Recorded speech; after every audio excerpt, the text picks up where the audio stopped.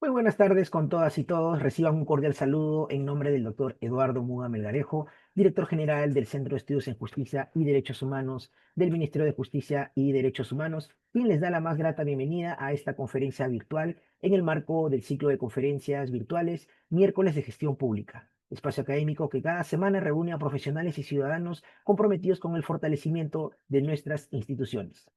Nos motiva a contar esta tarde con la participación de todos ustedes, quienes nos demuestran semana a semana su interés por profundizar en temáticas de alta relevancia para el ejercicio de una administración pública eficiente y respetuosa de los derechos fundamentales. En esta oportunidad nos convoca la conferencia titulada Revisión del acto administrativo, límites, garantías y alcances. El objetivo es analizar los mecanismos jurídicos que permiten la revisión de los actos administrativos dentro del marco del principio de legalidad y del respeto a los derechos de los administrados. Se abordarán los límites de la potestad revisora de la administración pública, las garantías procedimentales que aseguran la tutela efectiva y los criterios jurisprudenciales que orientan su aplicación. Asimismo, se reflexionará sobre el equilibrio entre la necesidad de corregir decisiones administrativas y la estabilidad de los actos válidamente emitidos en el contexto de un Estado de Derecho que busca fortalecer la seguridad jurídica y la confianza ciudadana en la función administrativa. Para abordar este interesante tema, contamos con la participación de un destacado especialista en Derecho Administrativo, el doctor Giancarlo Viñolo Cueva, a quien agradecemos por haber aceptado tan gentilmente nuestra invitación. A continuación, daré lectura brevemente a un extracto de su reseña profesional. El doctor Viñolo es abogado especialista en Derecho Administrativo, Regulación de Servicios Públicos, Energía y Asociaciones Público-Privadas, con amplia experiencia en el sector público y privado. Asociado principal del Departamento de Derecho Público del Estudio Gavirres, con su oficina en Lima. Magíster en Finanzas y Derecho Corporativo, con especialización en Regulación de Servicios Públicos y Gestión de Asociaciones Público-Privadas por la Universidad ESAM y egresado de la Facultad de Derecho de la Universidad de Piura. Se desempeña además como investigador jurídico y árbitro en materias vinculadas al derecho público, contratación pública e infraestructura. Estimados participantes, en relación a la certificación, queremos recordarles que para acceder a la misma es necesario permanecer como mínimo el 90% del tiempo total que dure la presente conferencia. Asimismo, resaltamos la importancia de su participación activa, ya que al culminar la exposición, que tendrá una duración aproximada de 70 minutos, se abrirá un espacio para absolver las consultas que ustedes puedan realizar a través de la opción preguntas y respuestas. Finalmente, reiteramos nuestro agradecimiento a todos ustedes por su presencia y de manera especial a nuestro distinguido invitado por su valiosa contribución académica. Doctor Viñolo, bienvenido a los miércoles de gestión pública. 1131 personas lo escuchan atentamente. Les doy el uso de la palabra por 70 minutos. Muy buenas tardes. ¿Qué tal? Muy buenas tardes, Julio, muy agradecido con el Centro de Estudios en Justicia y Derechos Humanos del Ministerio de Justicia por la invitación para, para compartir estos minutos en relación a un tema a veces poco estudiado, pero muy interesante, la verdad. He traído una presentación para poderlo hacerlo mucho más dinámica la tarde de hoy, así que la voy a proyectar. Les pido me puedan señalar si la pueden ver.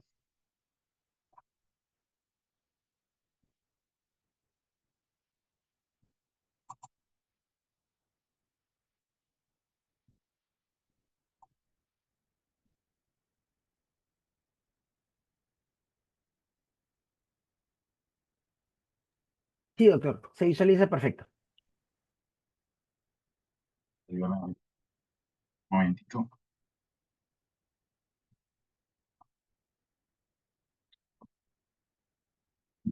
¿Me avisan si se ve? Sí, se visualiza, doctor. Perfecto. Bueno, entonces, eh, bueno, el día de hoy me invitó el Ministerio de Justicia para dictarles este curso en relación bueno, esta charla en realidad, en relación a la revisión del acto administrativo, qué límites tiene, qué garantías y qué alcance tiene. Entonces, en la medida en que tenemos un tiempo relativamente holgado, a mí me gustaría iniciar antes de entrar al tema de fondo, iniciar con unas nociones iniciales, valga la redundancia, en relación a qué es la administración pública, qué es el acto administrativo, ¿no? Y qué relación jurídica hay entre el administrado y la administración, para luego poder entrar al tema de fondo que es cómo impugnar ese acto. Entonces, brevemente, quiero comentarles qué entiende la doctrina, qué entiende la ley y qué finalmente entiende los operadores jurídicos en relación a lo que es la administración pública. Y no es una pregunta vana, ¿no? ¿Por qué? Porque a partir de que sepamos a quién tenemos al frente, podremos saber si realmente emite o no emite actos administrativos y si finalmente estos se van a poder impugnar o no utilizando la ley aplicable. Entonces, ¿qué entendemos qué debería entenderse por administración pública? Eh, para eso yo creo que lo primero que hay que hacer es acudir a la terminología. Y la primera palabra que nos debería venir a la mente y deberíamos saber qué debe entenderse es administración. La administración es un concepto bastante amplio y es tan amplio que puede aplicarse tanto a organizaciones de naturaleza privada como a organizaciones de naturaleza pública. De hecho, si uno va a la universidad, hay una carrera que se llama administración y muchas personas la estudian. Eh, por ende, ya teniendo en cuenta que, esta amplitud de la palabra, el siguiente paso que debemos hacer es obviamente aterrizarlo y darle los márgenes que corresponde para saber finalmente qué es la administración pública. La administración pública está sujeta además a un régimen especial, en la medida en que estamos hablando de una organización del poder público. Esta administración va a tener un régimen especial al cual se va a sujetar y obviamente esto va a servir como límite al ejercicio de sus funciones y como dos caras de una moneda, ese límite va a servir como una garantía al administrado cuando esta administración emita actos. Entonces, para delimitar el concepto de administración pública, obviamente tenemos que partir de bases constitucionales, ¿no? Y esta administración pública o su concepto está íntimamente relacionado a un principio que seguro todos deben conocer, todos los que están presentes en esta charla, que es el principio de separación de poderes. Y si uno analiza las sentencias del Tribunal Constitucional, hay una sentencia del año 2008, que es la que pueden ver ahí, la 1761-2008, que habla justamente de este tema. Y cito textualmente lo que dice la sentencia. Sobre el particular, el Tribunal Constitucional ha sostenido en la sentencia recaída en el expediente 23-2003, acción de amparo, que la doctrina de la separación de poderes tiene por esencia evitar, entre otros aspectos, que quieran ejercer funciones administrativas o legislativas, perdón, que quien realice funciones administrativas o legislativas realice función jurisdiccional y con ello se desconozcan los derechos y libertades fundamentales. Asimismo, busca evitar que quien ejerza la función jurisdiccional desvirtúe las funciones legislativas atribuidas ordinariamente al Parlamento. Tal división, dice nuestro tribunal, no implica una rígida separación entre poderes, sino que se limita a prevenir que un solo órgano acumule en sí mismo más poderes.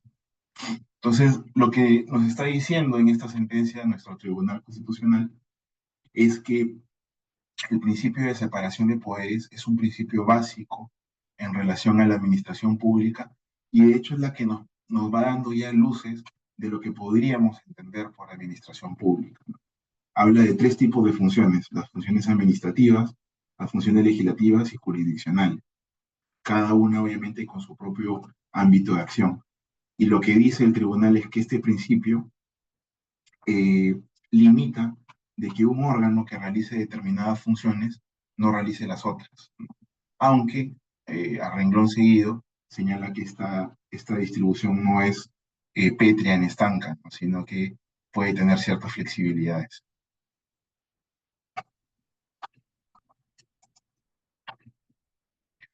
Entonces, a partir de ello, o a partir de este principio, la doctrina ha tenido una serie de teorías esbozadas por distintos autores para poder definir lo que debemos entender por administración pública. Y hay hasta tres criterios para poder definir a la administración pública y darle un concepto. El primer criterio es un criterio subjetivo, y subjetivo viene de sujeto. ¿Y qué es lo que dice este criterio o esta teoría?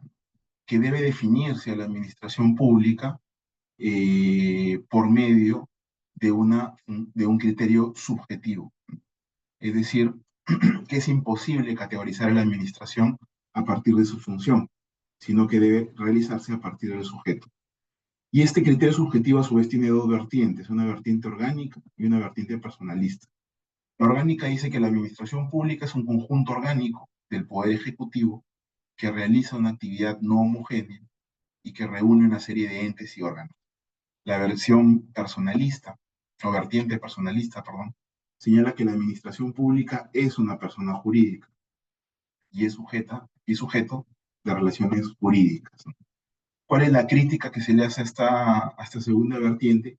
Que el Estado es en realidad la persona jurídica única y a ella es la que se le atribuyen los actos de sus distintos órganos. Entonces, como vemos, este primer criterio subjetivo eh, no basta, o por lo menos no es suficiente, para poder darle un concepto a la administración pública. Entonces, nace otra corriente que señala que la administración pública debe definirse a partir de sus funciones. Y ese es el criterio funcional, ¿no? Entonces, allí donde hay función administrativa, vamos a encontrar una administración pública, ¿no? Eso es lo que dice esta corriente doctrinaria. ¿Cuál es la crítica que se le hace a esta corriente? Es que en la medida en que existe una innumerable cantidad de función pública o de funciones públicas, esto generaría una imposibilidad de poder definir a la administración. Entonces, a partir de estos dos criterios, nace un tercero, que es el que en realidad creo que nuestra ley se ha adherido y también buena parte de la doctrina, que es el concepto jurídico formal. ¿Y qué es lo que dice este concepto jurídico o esta concepción jurídico formal de la administración?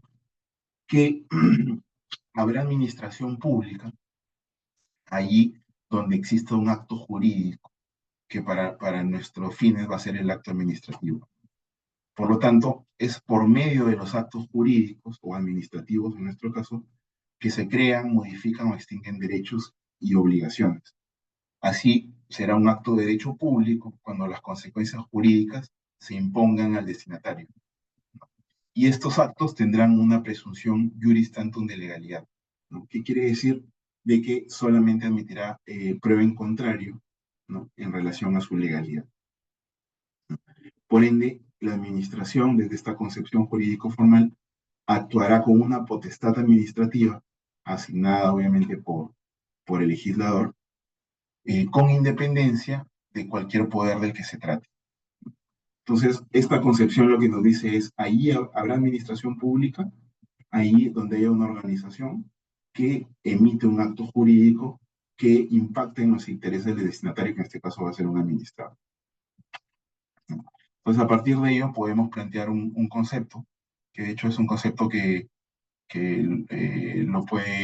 lo ha esbozado mis maestros, que son Antonio Abruña y Víctor Vaca, ¿no? Y ellos que señalan como concepto de administración pública, que la administración pública es la organización del poder público que actúa con potestad administrativa en función del interés general, ¿no? De un fin público. Esta potestad además está sometida plenamente a la ley por el principio de legalidad y además tiene y está sometido a un control judicial, ¿no? A través, vamos a ver, del proceso contencioso administrativo, ¿no? Por ende, este es el concepto del cual yo creo que deberíamos partir para saber frente a quién estamos y si realmente esa organización emite o no determinados actos jurídicos que van a impactar en el administrado. A partir de este concepto, además, se pueden derivar una serie de otras consecuencias u otro tipo de correlaciones, ¿no? ¿Cuáles son estas, por ejemplo? Que tanto la Constitución como las leyes confieren capacidad de ejercer potestades administrativas a distintas organizaciones del poder público, ¿no? Y esta potestad administrativa debe ser entendida por el profesor Santi Romano, o puede ser entendida como la posibilidad de producir efectos jurídicos para terceros, otorgado por una norma jurídica como manifestación de un estatus determinado, ¿no? Entonces, Para poder identificar si estamos frente o no a una administración pública, deberemos valorar su vinculación con la actividad que realiza y para la cual está capacitada jurídicamente. Además, como ustedes bien sabrán, la administración pública no es una realidad única, existen distintos tipos de administración pública, es completamente plural y variada. Incluso, y esto ya no es doctrinario, sino ya lo hemos visto en nuestro ordenamiento jurídico, pueden existir personas jurídico-privadas, o sea, de una naturaleza privada, en realidad, que ejercen potestades públicas, ¿no? Por delegación, y por ende se van a considerar reales administraciones públicas, lo que se denomina en doctrina la administración pública corporativa sectorial, ¿no? Y un ejemplo de ello lo tenemos en los colegios de abogados, ¿no? El Colegio de Abogados de Lima, y esto ya ha sido analizado por el INDECOPI, ¿no? Tiene, cuando realiza función pública, tiene la naturaleza de una real administración pública, ¿no? Y por lo tanto sus actos, cuando realiza ese tipo de función, van a poder ser impugnados incluso en un contencioso administrativo. Entonces, habiendo dicho eso, y ya sabiendo más o menos qué debemos entender por administración pública, no quería dejarles de señalar de que esta administración pública además tiene relación con los distintos poderes. Como ustedes saben, la distinción clásica del poder es el poder ejecutivo, legislativo y judicial. Entonces, ¿qué relación tiene la administración con cada uno de ellos? Eh, Puede ser conjunto y parte. En el caso del poder ejecutivo, todas las organizaciones del poder ejecutivo son de naturaleza de administración pública. En el caso del poder legislativo, hay administración pública dentro del poder legislativo. De hecho, ustedes deben haber escuchado de la Oficialía Mayor del Congreso. Esa Oficialía Mayor del Congreso es la administración pública dentro del poder legislativo. Es la que se encarga de comprar, de administrar, ¿no? Y a sus funciones, o las funciones que realiza, son administrativas. Y en el caso del Poder Judicial pasa exactamente lo mismo. Dentro del Poder Judicial podemos encontrar administración pública, ¿no?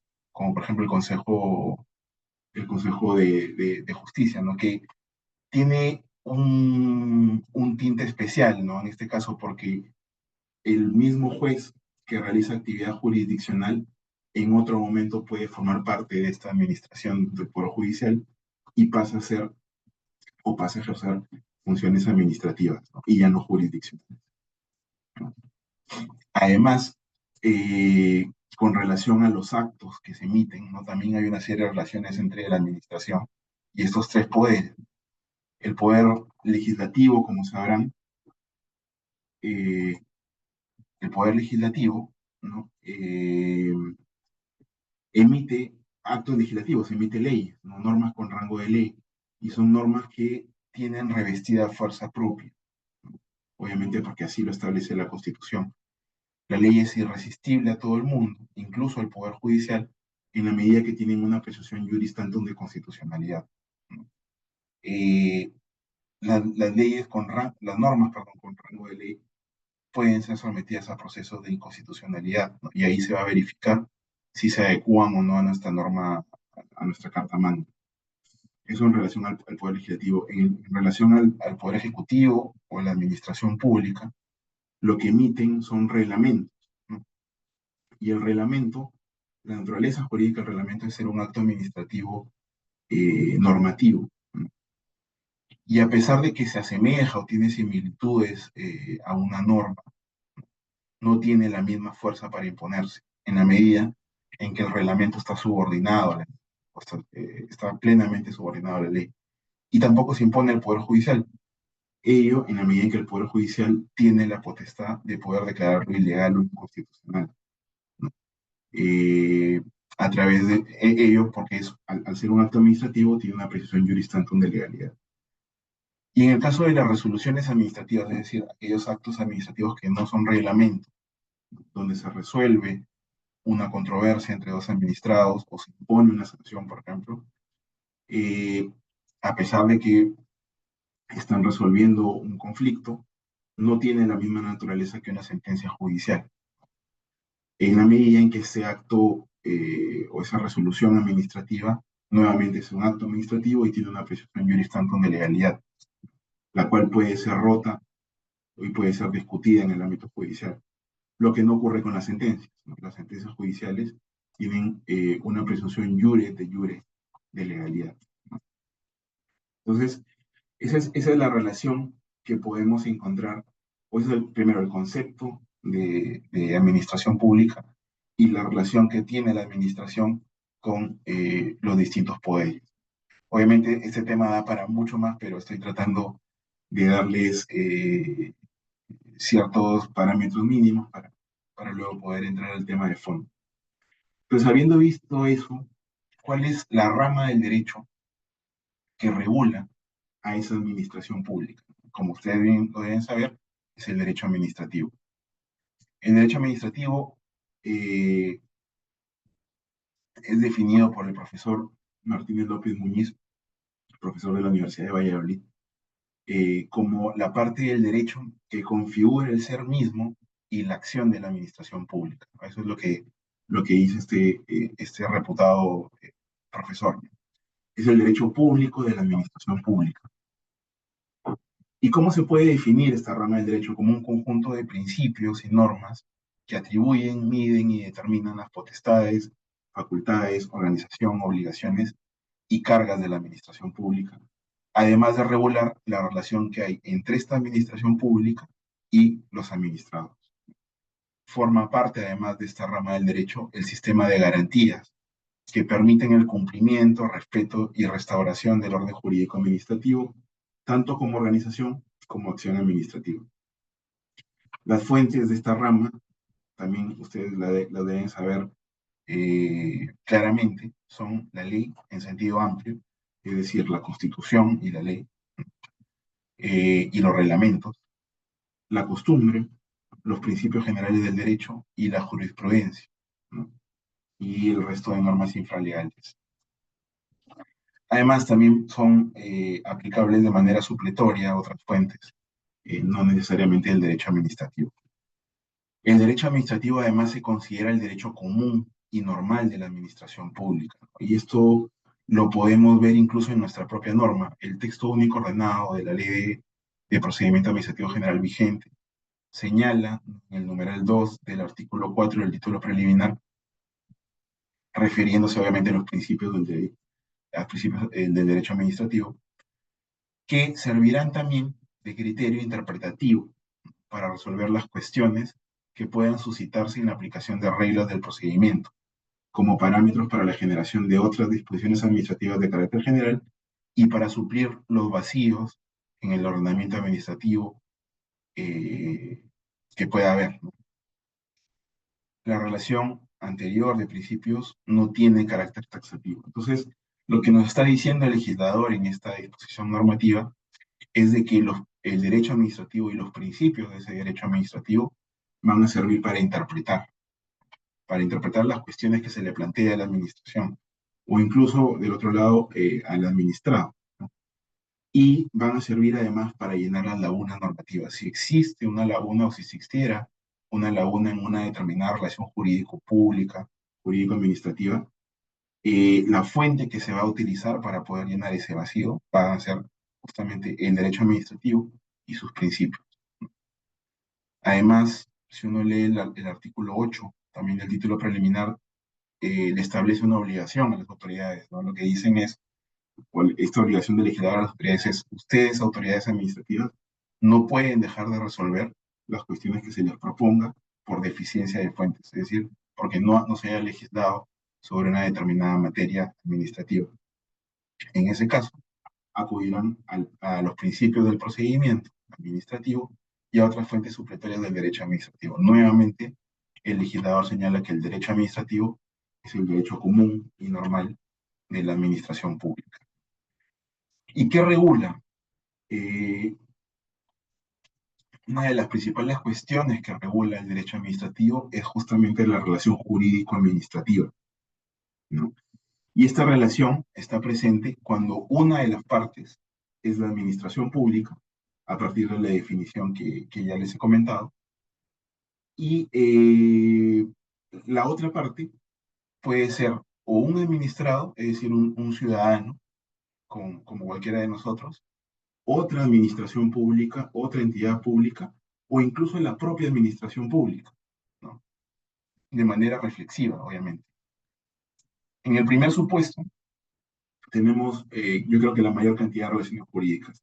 Relación administración-administrado. Un ejemplo de ello, solicitud de una licencia de funcionamiento, la administración lo tramita y lo otorga. Entonces, es una relación jurídico-pública o jurídico-administrativa entre la administración, que en este caso sería una municipalidad, y un administrado, que es una persona que quiere aperturar un establecimiento para la venta de un determinado bien o la prestación de determinado servicio, ¿no?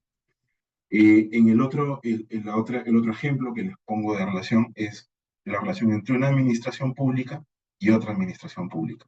Ahí también hay una relación jurídico-administrativa y ejemplos de ello puede ser colaboración entre administraciones, colaboración interinstitucional, ¿no? Nuevamente hay una relación jurídico-administrativa que va a ser regulada por el derecho administrativo. Y la última es una relación de la administración ad intra, ¿no? Un ejemplo de ello es los procedimientos disciplinarios que puede iniciarle la propia administración a los funcionarios que forman parte de su cuerpo orgánico, ¿no? Entonces, ahí hay una visión reflexiva o una revisión ad intra de la propia administración y también es una relación jurídico-administrativa, ¿no? En el caso de las personas jurídico-privadas también podrían serlo, como ya les comenté, por delegación. También podríamos encontrar administraciones públicos corporativos sectoriales. Entonces, también una de las partes podría ser una persona jurídico-privada, pero en la medida que está ejerciendo función por delegación, se convertiría en una administración pública cuando ejerce esa función. Y el derecho privado, hablando de derecho privado, también eh, forma parte o es utilizado por la administración pública, pues sí, también puede ser utilizado, ¿no? Pero en ese caso, la administración pública ya no está actuando con su ius imperium. ¿Cuándo podría pasar este caso? Cuando la administración pública, por ejemplo, contrata, ¿no? Como cualquier particular, o estamos en una relación laboral, pero se aplica derecho laboral privado. En ese caso, estamos frente a una administración pública, pero ya no está haciendo uso de su ius imperium, sino que se encuentra en una relación de igualdad, como si fuera cualquier otro privado. Y en ese caso, ya no usa principios ni el derecho administrativo, sino utiliza otra rama del derecho. Lo mismo ocurre, por ejemplo, con el artículo 63 de la Constitución. Cuando el Estado o una determinada administración se somete a arbitraje internacional. Nuevamente allí ya no está actuando con su ius imperium, sino que está acudiendo a otra rama del derecho para solucionar una controversia determinada. Esto genera obviamente ciertos problemas, ¿no? En la medida que se utilizan formas jurídicas o figuras jurídicas de otras ramas del derecho, pero nuevamente en la medida en que está utilizándose otra rama del derecho y el derecho privado, es meramente instrumental. Entonces hay que tratar de adaptarlo para que no haya ese tipo de cuestiones. Entonces, eh, habiendo dicho eso, sabiendo ya qué rama del derecho es la que regula la relación jurídico-administrativa, pasemos muy rápidamente a las bases constitucionales, y acá tiene que ver mucho con el sistema de garantías que va a limitar justamente la revisión de los actos. Un principio básico por el cual se regula la administración pública. Yo me atrevería a decir que es el primer principio y el que tiene que tener en mente tanto los funcionarios públicos como del otro lado los administrados, es el principio de legalidad. Y ese principio seguro ustedes lo conocen en demasía. Este principio no, es un principio incluso constitucional, se encuentra o lo podemos leer incluso de nuestra Constitución. Si uno revisa los artículos 45 y 118, perdón, eh, puede ver que el poder constituyente planteó este principio y planteó su obligación de cumplimiento para todo tipo de administración pública. Y contrario sensu, el reconocimiento a este principio de la Constitución, ¿qué es lo que genera? Un rechazo a un gobierno basado en decisiones subjetivas o arbitrarias, en la medida en que la administración debe seguir lo que dice la ley, que es la materialización del principio de legalidad. Además, que tiene que seguir un principio democrático en relación a ello. ¿Y esto por qué? ¿O qué es lo que genera este principio? Este principio lo que señala en relación a la administración pública o la materialización que se da en relación a la administración pública es que la administración pública solamente puede hacer lo que la ley le permite. Esto se diferencia obviamente del ciudadano como cualquiera de nosotros que tiene una vinculación negativa a la ley. Nosotros podemos hacer todo lo que la ley no nos prohíbe, ¿no? Pero en el caso de la administración pública es lo contrario, solamente puede hacer lo que la ley le permite. Entonces, si una administración quiere hacer determinada actuación, lo primero que tiene que revisar es si existe una ley habilitante, si el Poder Legislativo ha emitido alguna norma con rango de ley que le permita hacer esa actuación que quiera realizar. Si no existe, ¿no? Obviamente no lo puede hacer por principio de legalidad, y si lo realiza, estaríamos frente a una vía de hecho. Estaría actuando, obviamente, sin un marco de legalidad. Y ese acto sería, obviamente, completamente nulo. Además, algo importante que se deriva de este principio de legalidad es también lo que se llama el principio de inderogabilidad singular de los reglamentos. Como ya les había comentado, la propia administración es la que emite los reglamentos, que viene a ser un acto administrativo normativo, ¿no? Pero el hecho de que la propia administración los emita no quiere decir de que ella pueda inobservar sus propios reglamentos.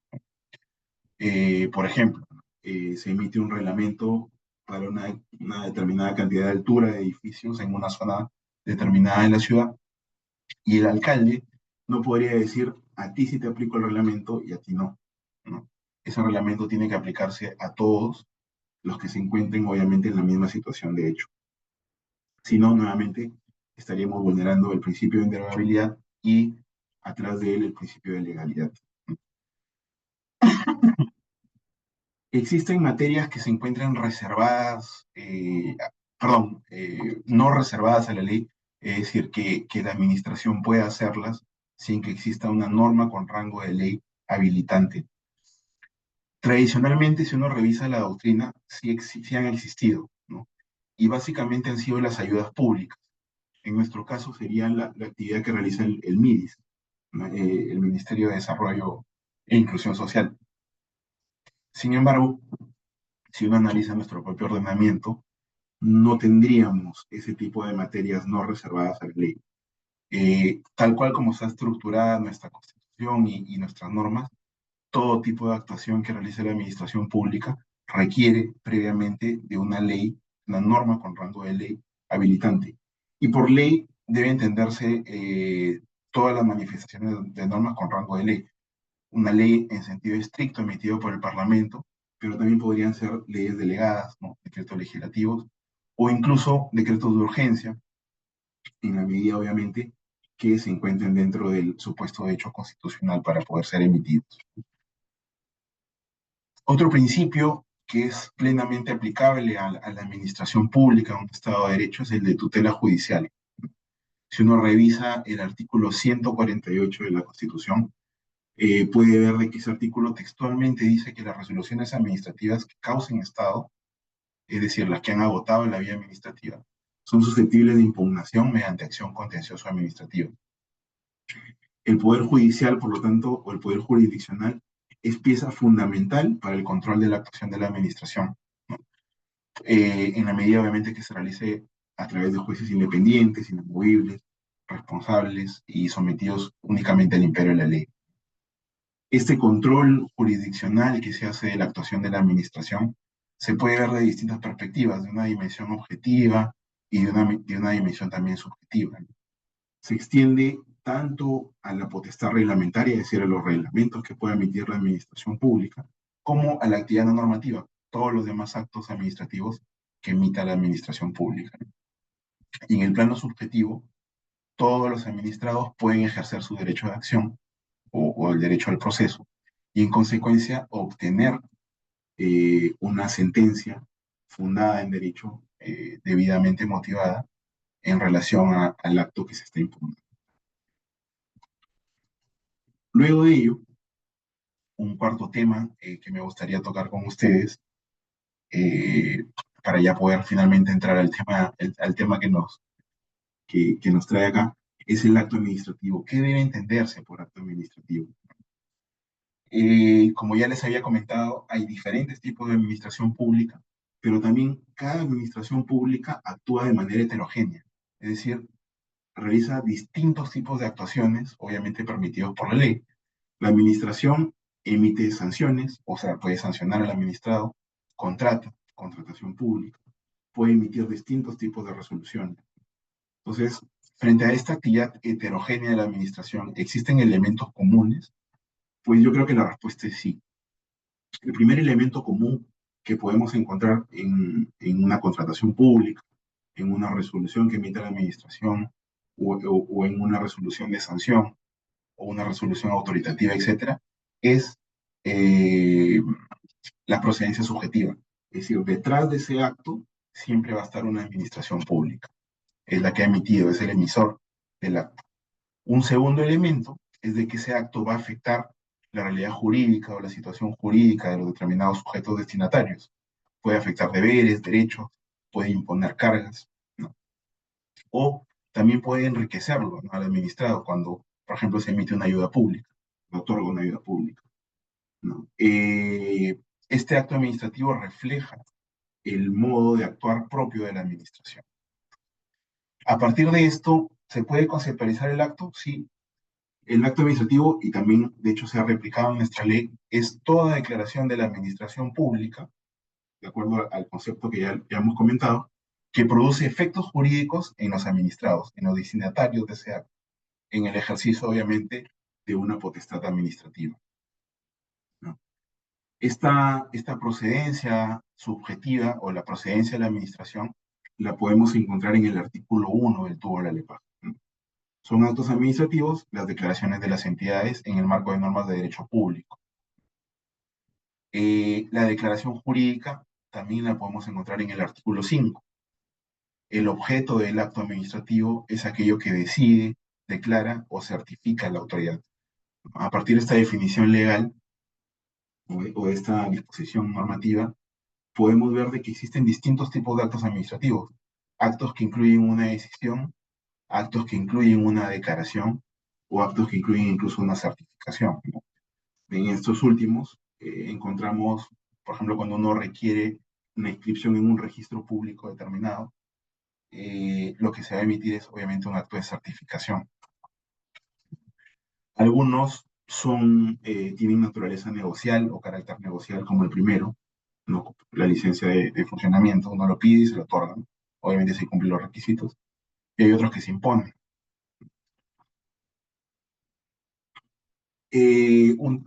Una tercera característica del acto administrativo es que procede de una administración que tenga atribuida una potestad pública administrativa determinada, ¿no? Si uno lee el numeral 7 del artículo 1 del título preliminar, puede ver este concepto, ¿no? Lo que dice es, se consideran entidades, las demás, o sea, entre otras, cuyas actividades se realizan en virtud de potestades administrativas. O sea, nuestro propio legislador ha establecido en la ley de que el acto tiene que provenir de una potestad administrativa atribuida, obviamente, legalmente, cuya potestad, obviamente, tiene la capacidad de poder unilateralmente cambiar la esfera jurídica de los administrados destinatarios de este acto, ¿no? Eh, y habiendo señalado el concepto, también podemos señalar de que hay conceptos que estarían excluidos del acto administrativo, es decir, determinadas situaciones que no son realmente actos administrativos. Lo primero creo que se cae maduro y es bastante obvio, ¿no? Los actos de los sujetos privados. Todo lo que haga el administrado, una petición, una solicitud, obviamente no es acto administrativo, pero tampoco lo son los actos materiales de la administración. Y son aquellas actuaciones de la administración que no contienen en sí mismo una declaración, no contienen una declaración ni expresa ni implícita, ¿no? Un ejemplo de ello es una fiscalización, ¿no? Una fiscalización administrativa es una actuación que hace la administración, pero no tiene una declaración implícita. Solamente lo hace la administración para recabar determinada cantidad de datos, para luego en otro procedimiento sí emitir un acto determinado, un acto administrativo determinado. Eh, y también la actuación privada de la administración, lo que ya habíamos comentado antes, cuando la administración actúa no con su ius imperium, sino fuera de ese o sin ese ius imperium. Tampoco ahí estaríamos hablando de actos administrativos. Hay otro tipo de situaciones o supuestos que sí están incluidos, es decir, que sí son considerados actos administrativos. Aquí tenemos, por ejemplo, los actos internos, o los actos también denominados actos de administración o actos de la administración. Son actos que por sí mismos no producen efectos jurídicos en los administrados, en contraposición a los actos internos. Sabemos de que nuestra ley no los considera actos administrativos, o de hecho uno lee todo el lepaje y no los considera. Sin embargo, desde la doctrina sí se refuta esta posición legal, en la medida que sí serían o sí tendrían la naturaleza de actos administrativos, obviamente internos. El destinatario no es el administrado, sino que es un acto con una visión o relación reflexiva, es ad intra. Otro supuesto incluido entre los actos administrativos es el reglamento. Los reglamentos también son verdaderos actos administrativos, obviamente normativos, en el cual se regula o se desarrolla una ley respecto a un sector o una función determinada. También se le denomina el acto norma. Actos especiales, ¿no? Tenemos actos definitivos, actos que causan estado y actos firmes. Y esto es importante porque esto tiene mucha relación con el tema que vamos a ver. Los actos definitivos o actos finales se contraponen obviamente a los actos de trámite, esos actos internos de trámite. Son los actos que sí tienen como destinatario al administrado. Eh, Contienen en sí una decisión motivada y fundada en derecho y obviamente es eficaz y ejecutorio. Estos actos definitivos son los que pueden ser recurridos, pueden ser impugnados en vía administrativa mediante los distintos recursos que plantea la norma. El acto que causa estado es aquel acto que ha votado en la vía administrativa, ¿no? Y solo puede ser recurrido en vía de proceso contencioso administrativo. Y el acto firme es aquel que ya no puede ser recurrido ni en vía administrativa ni en vía judicial. Y la razón es muy simple, ¿no? El plazo ha transcurrido en demasía, el plazo que establece la ley ha transcurrido en demasía, ya sea para impugnarlo en vía administrativa o para impugnarlo en vía judicial. También tenemos los actos discrecionales, en contraposición a los actos reglados, que son aquellos actos en los cuales la administración tiene un margen o un cierto margen de libertad, de discrecionalidad para tomar una decisión, escogiendo entre varias opciones. Obviamente, el hecho de que escoja una u otra opción va a tener que ser plenamente motivado, que es justamente el parámetro que tienen este tipo de actos para ser completamente válidos. Un ejemplo de ellos es la elección del trazo de una carretera. Lo va a determinar la administración, pero tiene múltiples opciones para poder determinarlo. Entonces, el hecho de que elija uno de ellos va a tener que ser plenamente fundado, obviamente en cuestiones legales, en cuestiones técnicas, incluso ambientales, para poder tomar esa decisión. Eh, Viendo que me queda muy poco tiempo, creo que voy a saltearme un poco las diapositivas respecto al acto mismo, los vicios de voluntad que podrían haber en el acto. Y voy a entrar a la materia en sí, por lo cual me invitaron a esta charla. Entonces, habiendo visto ya qué es la administración pública, cuál es la rama del derecho que regula la administración pública, cuáles son las bases constitucionales y los principios básicos que tiene que respetar la administración pública y qué es el acto administrativo y que finalmente es el que se va a impugnar. Eh, Ese acto, que puede ser de los muchos que les he planteado, puede ser recurrido, es decir, puede ser impugnado por el administrado, en tanto este administrado considere de que el acto no se ajusta a derecho y obviamente le genera un agravio o un impacto. Este acto administrativo, a diferencia de cualquier otro acto jurídico privado, está sujeto para su elaboración a lo que se denomina como procedimiento administrativo. En el ámbito privado, cualquier acto jurídico, un contrato, por ejemplo, no requiere de todo un procedimiento para poder elaborarlo y finalmente celebrarlo con la contraparte. Esa es la gran diferencia con el acto jurídico de la administración pública, el acto administrativo, que sí requiere para su constitución y elaboración seguir todo un procedimiento. Este procedimiento es un conjunto de trámites dirigidos a la producción de este acto administrativo final y es el cauce formal que tiene la administración pública para poder emitir un acto que impacte en los intereses del destinatario, del administrado. Este procedimiento además está constitucionalizado. Si uno revisa los artículos 70 y 76 de la Constitución, el constituyente ha establecido que la administración tiene que seguir un procedimiento. Habla de procedimiento a secas. Obviamente ya esos artículos han sido desarrollados por el legislador a través de las distintas normas, incluyendo la Ley de Procedimiento Administrativo General. Hay una definición legal de procedimiento, sí, lo podemos encontrar en los artículos 29 y 30, ¿no? Y este procedimiento es el camino obligatorio de todas las administraciones públicas, de todos los órganos de la administración pública, para poder emitir el acto. Y al mismo tiempo, ese procedimiento se convierte en una garantía de los derechos del administrado destinatario de este acto. García Enterría, el profesor García Enterría dice que el procedimiento es el íter previamente regulado que encauce la actuación de los poderes públicos, ¿no? Es una forma de canalizar el poder para generar, obviamente, en contrapartida, una garantía para el administrado. No se debe confundir procedimiento con expediente, ¿no? Con expediente administrativo.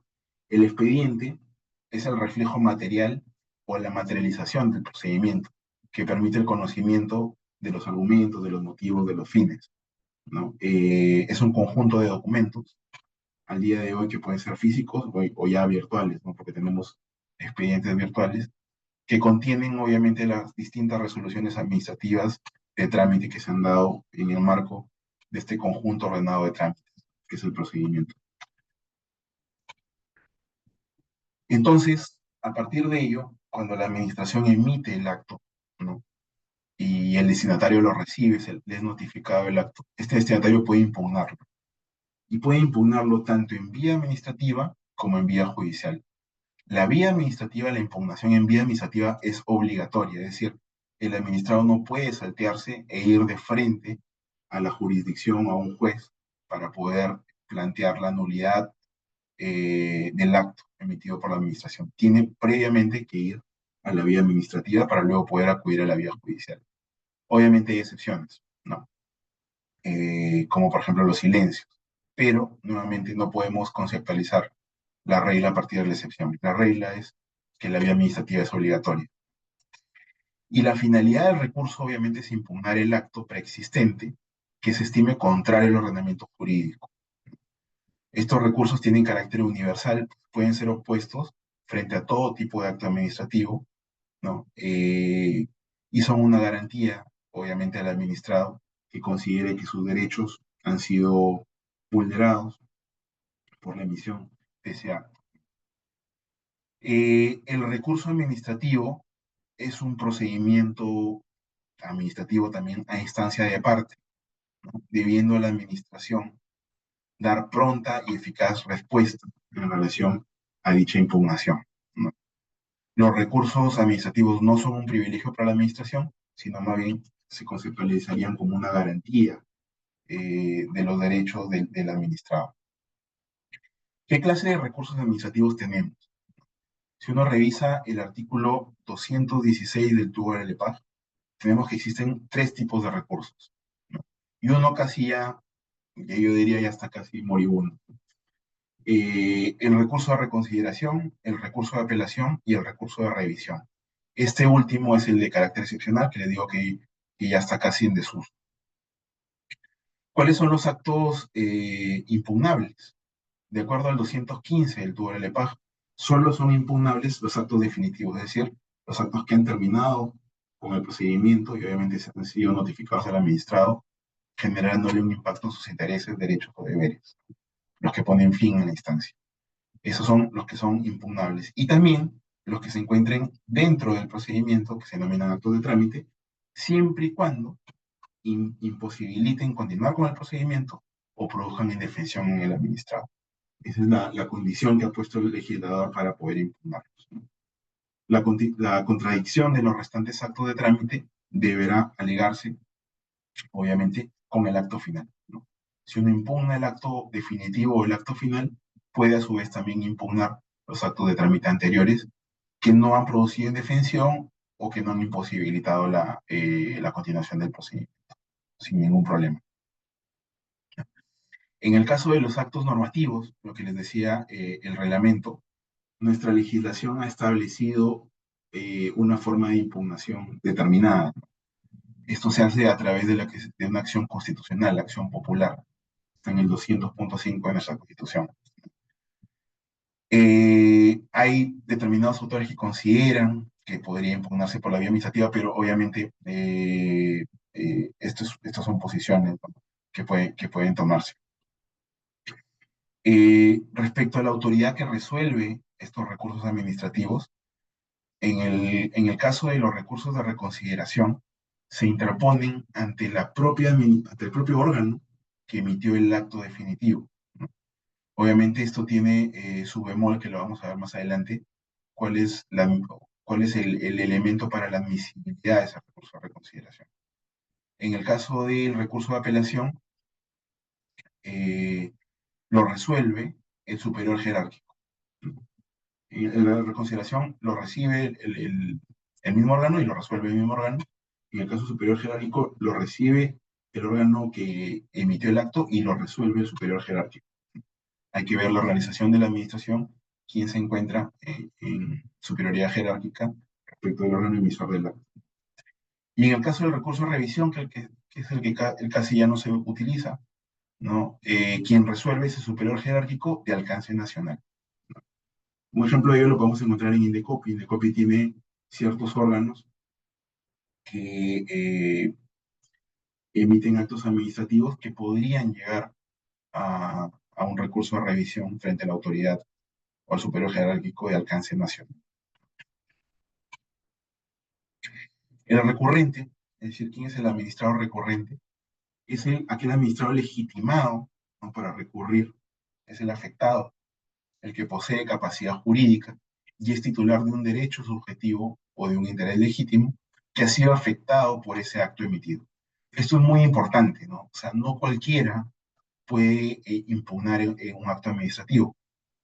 Y esto tiene relación con los terceros administrados. Uno, para poder ser tercero administrado, que incluso hay reglas específicas para poder impugnarlo como tercero, tiene como mínimo que tener un derecho subjetivo o un interés legítimo que se vea afectado por la emisión de ese acto para poder recurrir.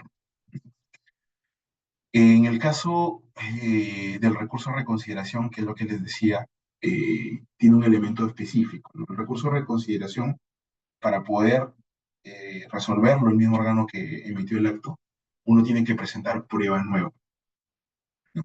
Una prueba nueva que no haya sido revisada por el órgano que emitió el acto, y uno lo presenta para que reconsidere, y de ahí viene el nombre, ¿no?, de reconsideración, su decisión.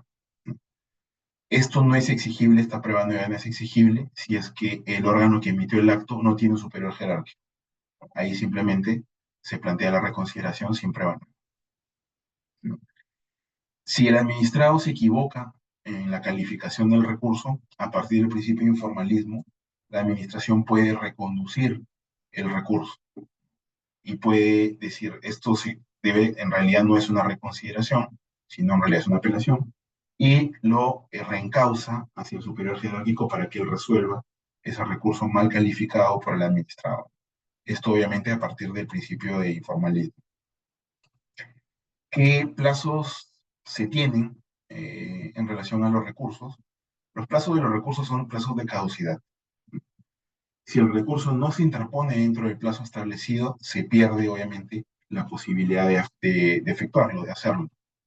Y a partir de la fecha se cumple con el determinado plazo y el acto queda consentido y obviamente completamente firme.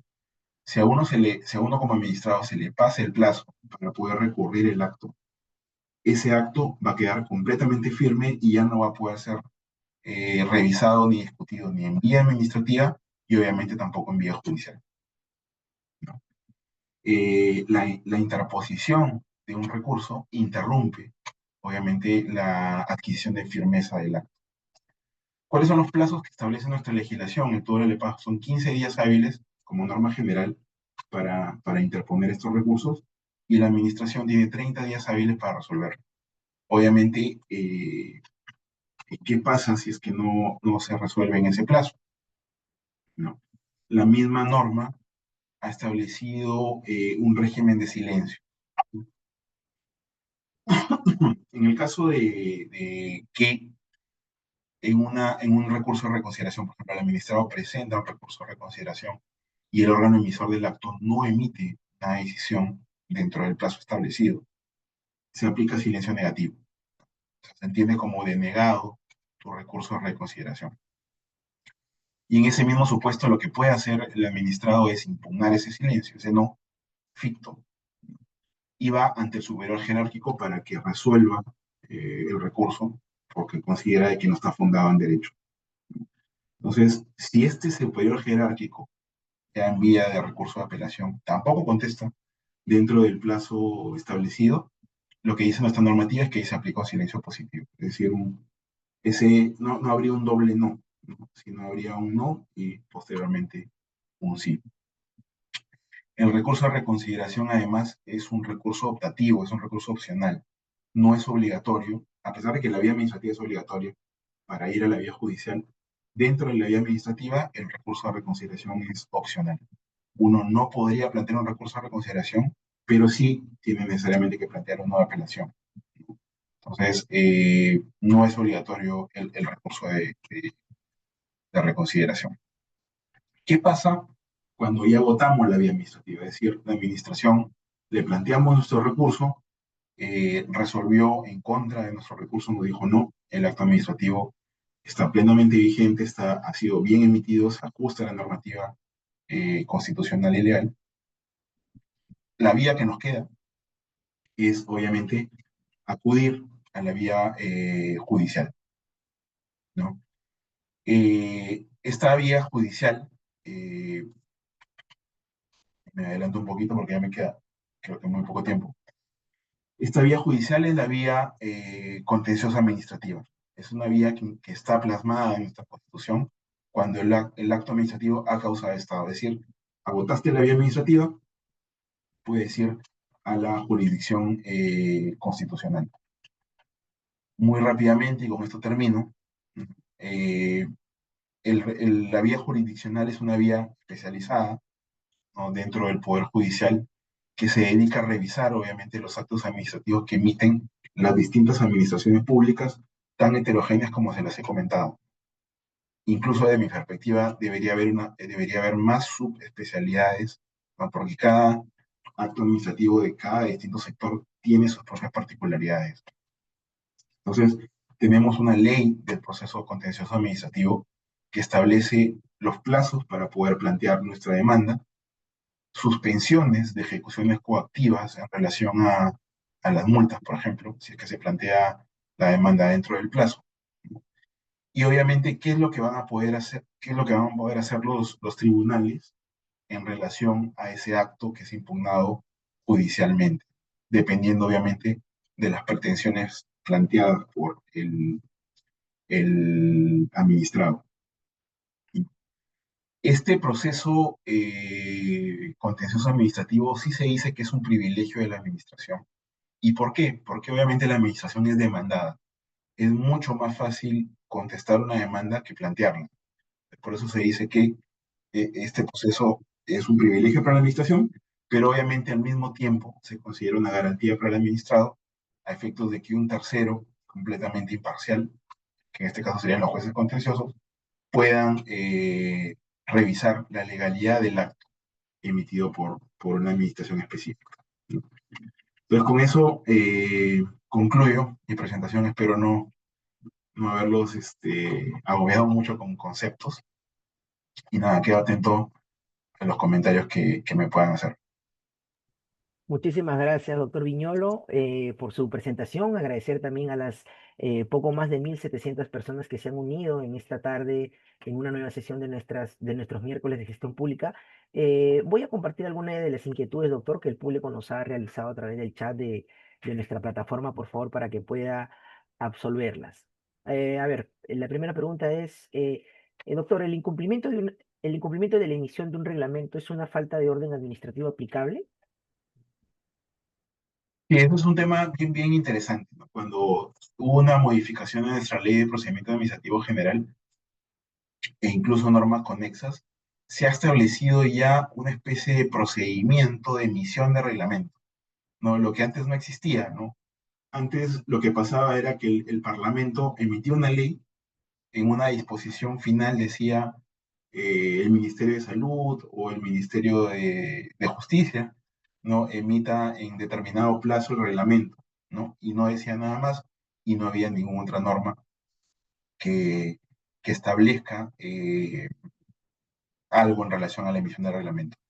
¿Qué es lo que ha pasado de un tiempo a esta parte?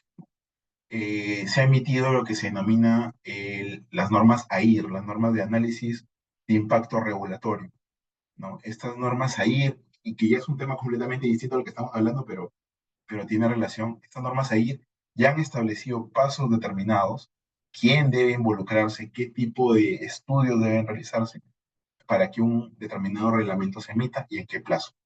¿Qué es lo que pasa si no se cumple con esas normas AIR? ¿Qué es lo que pasa si el reglamento no se emite?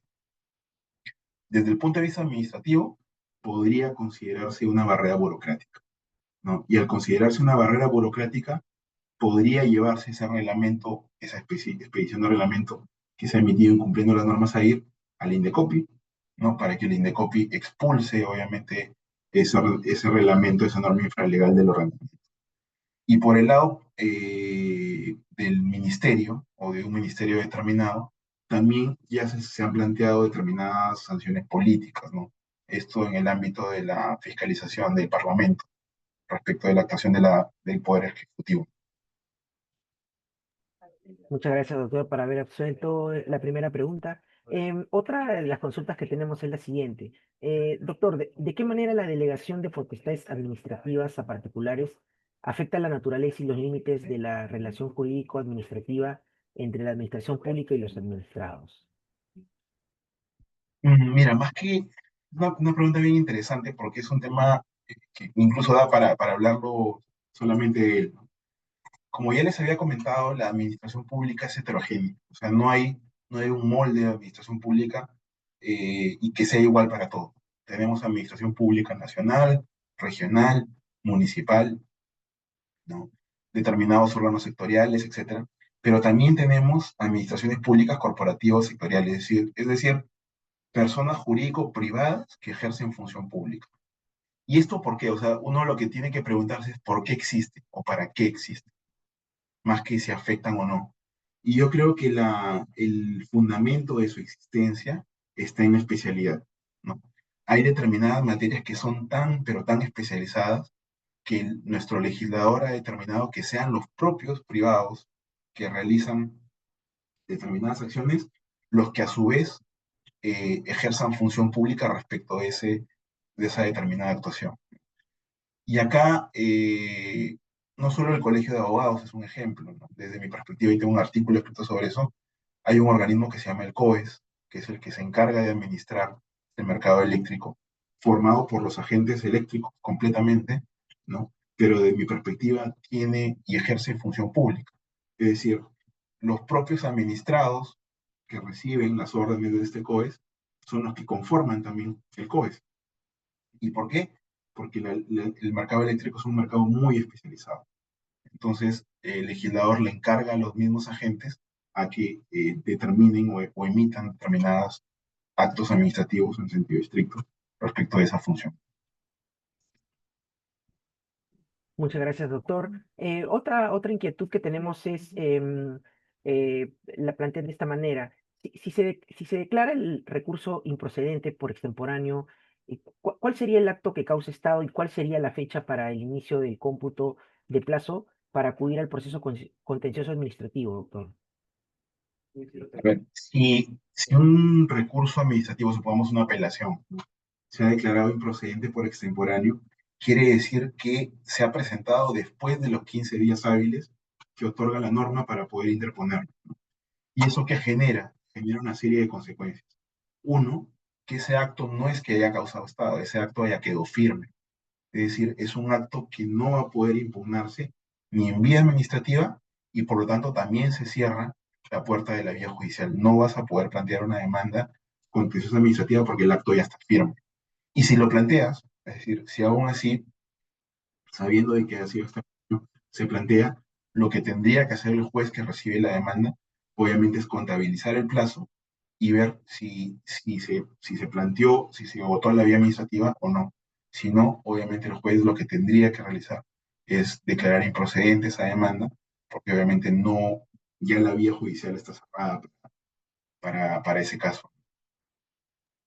Gracias, doctor.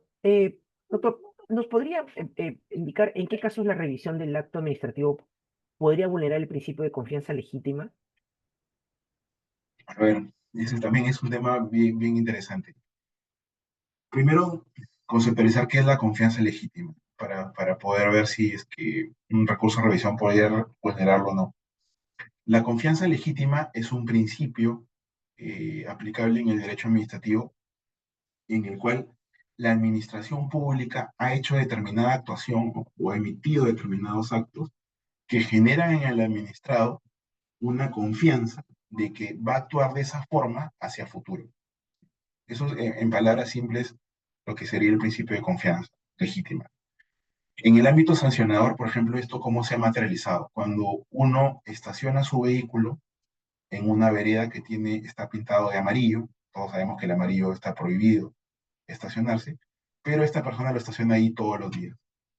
La autoridad que se encarga del tránsito pasa todos los días y no le dice nada, no le dice nada. Entonces, debido a una serie de actuaciones, se genera una confianza en el administrado de que esa zona tal vez ya no está prohibida para poder estacionarse. Puede que haya variado la norma o puede que en la práctica no se realice. Entonces, si la administración luego realizara un acto distinto, un acto contrario, obviamente este administrado podría alegar la vulneración del principio de confianza legítima.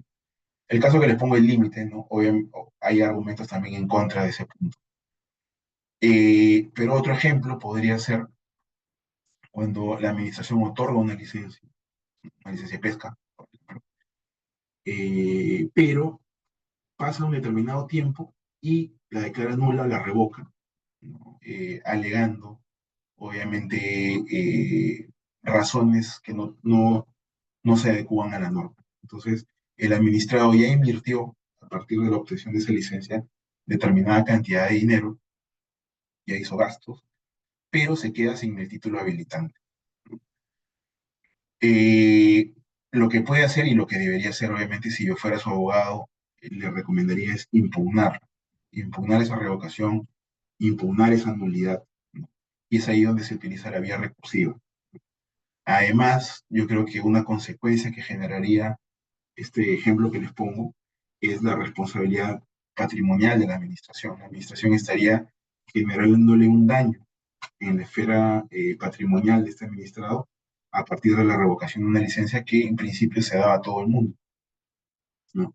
Entonces, se podría utilizar la vía recursiva para poder impugnar esa nulidad o esa revocación, y si se llegara a la vía judicial podría plantearse incluso una pretensión indemnizatoria aplicando la responsabilidad patrimonial de la administración. Muchas gracias, doctor, por haber abierto también esa consulta. Em, Doctor, ¿cómo debería proceder una entidad cuando detecta un acto administrativo viciado, pero que ha generado efectos consolidados? Ya, el legislador ha dado una solución a esa situación, ¿no?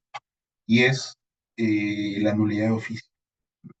La nulidad de oficio también está planteado en su texto único ordenado de la Ley de Procedimiento Administrativo General y lo puede hacer la administración o sea, la propia administración puede declarar la nulidad de oficio de un acto, siempre y cuando obviamente esté en contra de la Constitución, en contra de la ley, o sea, todas las causales de nulidad o cualquiera de esas causales de nulidad que están en nuestra norma, siempre y cuando se encuentre dentro de un plazo determinado, ¿no? De 2 años.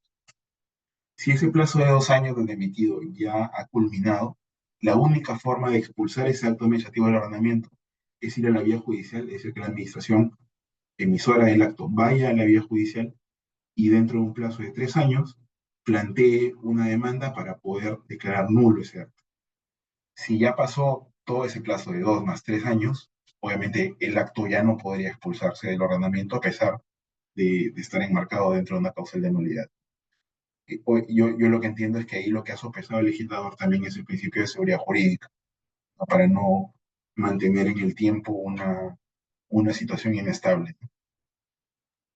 De acuerdo, doctor, gracias por aclararnos ese punto. Em, Preguntan también lo siguiente, doctor. Contra la respuesta de una denuncia formal realizada mediante una carta emitida por la Oficina de Integridad de una entidad pública, ¿a quién le corresponde, doctor, evaluar el recurso de apelación? ¿Al titular de la entidad o qué órgano administrativo le corresponde de acuerdo al tubo de la 27444? La primera parte me la escuché bien. ¿Una carta de qué? Sí, emitida por la Oficina de Integridad de una entidad pública. De Ah, integridad, ¿no? Ya. Bueno, ahí primero va a depender, lo primero que yo haría si fuera funcionario es ver a quién está dirigida la carta. Y luego de ello, dentro del ROF, que es el Reglamento de Organización y Funciones de cada administración, ver quién tiene intra de la administración la función o la función que está relacionada a esa misiva mandada por la Oficina de Integridad. Eh, y habiendo analizado ya qué órgano dentro de la administración, a partir del ROF, le correspondería responder esa carta, también ver la organización jerárquica para ver quién sería la primera instancia y quién la segunda, en caso de que estemos ante un procedimiento, o ante actividad recursiva. de acuerdo, doctor, gracias también. Otra interesante pregunta es, de acuerdo a su punto de vista, doctor, ¿cómo considera usted que ha evolucionado la doctrina peruana respecto de los alcances de la potestad revisora administrativa?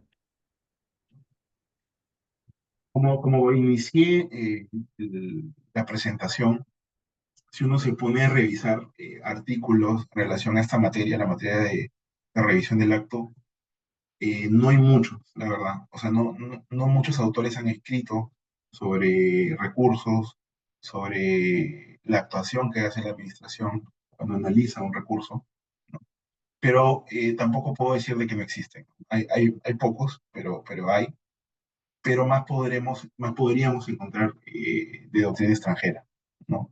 Lo bueno de nuestra ley es que ha bebido de leyes de afuera, básicamente leyes españolas, incluso latinoamericanas.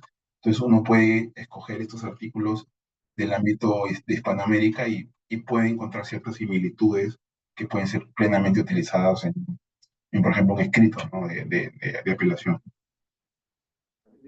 De acuerdo, doctor, gracias.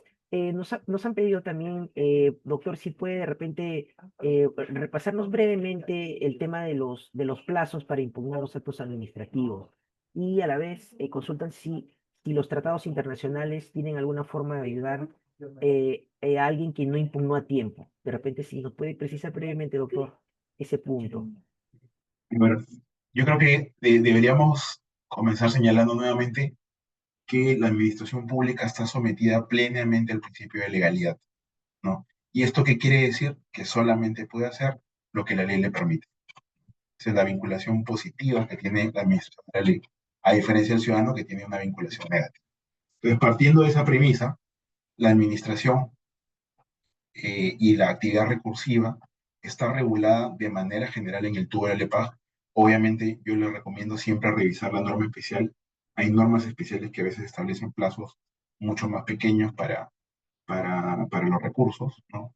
Pero nuestra norma general lo que dice es que tenemos 15 días hábiles respecto del administrado para poder impugnar un acto, ¿no? Estos 15 días hábiles, obviamente, tienen que ser utilizados por el administrado para revisar la resolución que les han notificado y para elaborar su escrito y presentarlo dentro de ese plazo. Eso es por el lado del plazo del administrado. Y por el lado de la administración, como norma general, tenemos que la administración tiene que resolver dentro de los 30 días hábiles. Obviamente, ¿qué es lo que pasa si no dice nada? Pasan esos 30 días hábiles y la administración simplemente no notifica ningún tipo de resolución de nuestro recurso. El legislador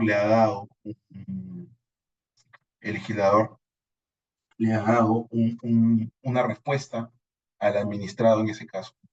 Si es que presentamos un recurso de reconsideración y hay un silencio, es decir, el órgano que emitió el acto no responde, se aplica el silencio negativo. ¿Qué puede hacer el administrado frente a ello? Impugnar ese silencio negativo, ir al superior jerárquico y el superior jerárquico nuevamente va a tener 30 días hábiles más para poder resolver. Si este superior jerárquico no resuelve dentro de esos 30 días hábiles, lo que ha establecido nuestra legislación es que se aplica el silencio positivo. ¿Esto qué quiere decir? De que el legislador está diciendo que en ese caso te estaría dando la razón respecto de la impugnación planteada. Y esos son los plazos y los silencios que ha planteado nuestra legislación. Gracias, gracias, doctor, por volver a aclararnos ese punto. Em, Pasando brevemente ya a las últimas consultas que tenemos. Doctor, ¿en qué medida el control judicial eh, puede limitar o supervisar la revisión efectuada por la administración?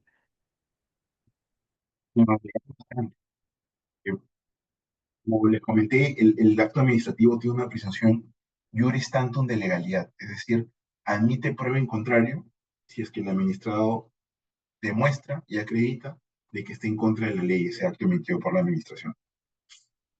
Y obviamente esto se puede realizar en vía administrativa, pero también en vía judicial. Y en vía judicial tenemos a un tercero imparcial, que es el juez, y el juez lo que va a hacer es recibir el expediente administrativo del acto que está siendo impugnado y por el otro lado recibir la demanda del destinatario del acto, del administrado, que le refleja una serie de vicios que podría tener ese acto. Y también recibe, obviamente, la contestación de la demanda de la administración con el expediente. Entonces, lo que va a hacer el juez es hacer una valoración. Tiene por un lado el acto emitido y por el otro va a tener la ley.